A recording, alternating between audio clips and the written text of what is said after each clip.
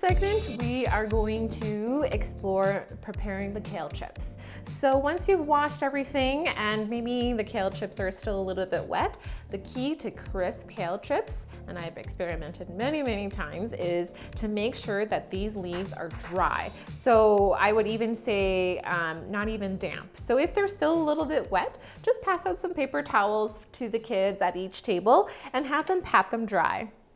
Pat them dry, make sure they're really dry. For us, we found that the kids really enjoyed this kind of activity. And so once they're all dry, that's when we instruct the kids to rip off the leaves. So we don't want these stems. These never turn crispy and they're just not great to eat, but maybe some people will like them. So the first thing you want to have them do is to take a bowl here and we will rip the leaves off, just the leaves. So they can rip it any way they want. The kids really liked this activity as well. And so we just rip them all up like this. Ooh.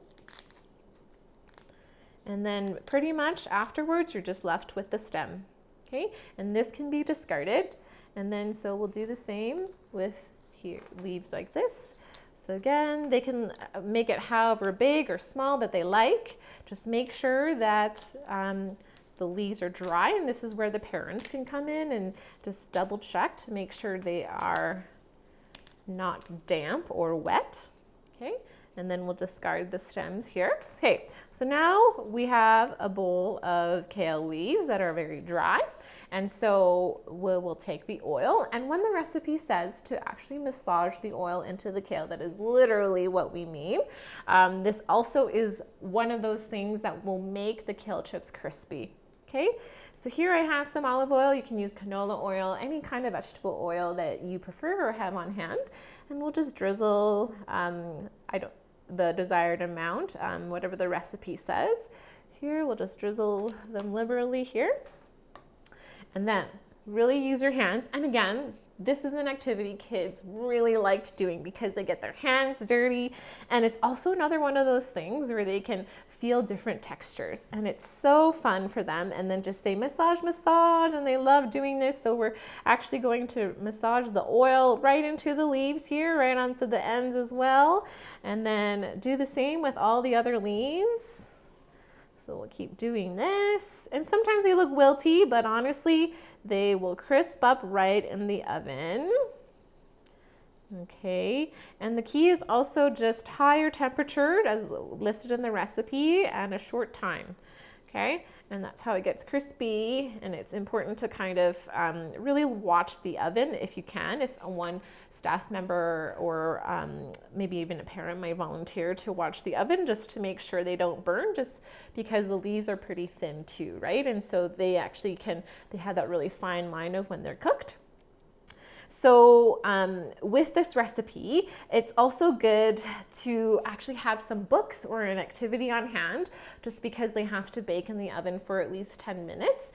And instead of that awkward stall, I found that that's a really good way to introduce maybe like a nutrition activity or a nutrition related activity, maybe like a bingo with with little vegetable pictures, or even just reading, make it a story time.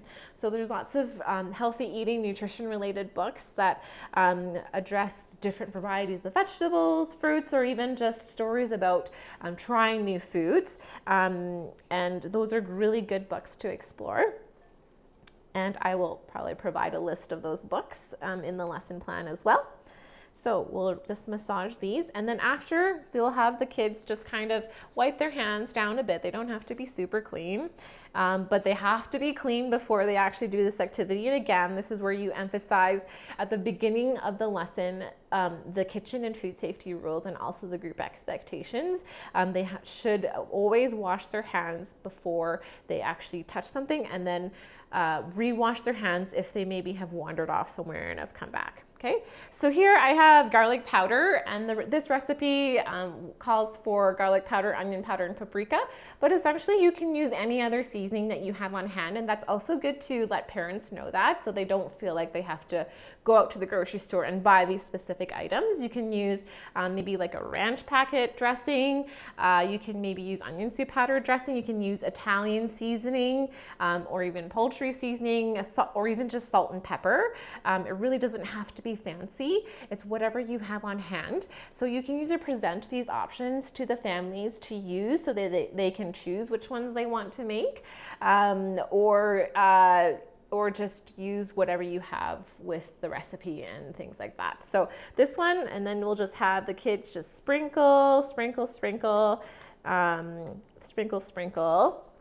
And then again, just have them massage it into the kale leaves again.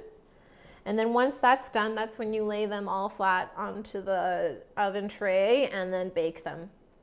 So just as a nutrition aside, kale is a really good source of vitamin E, which is good for our brain, and vitamin K, which is also protective of our heart and our bones. And they're also very good sources of fiber.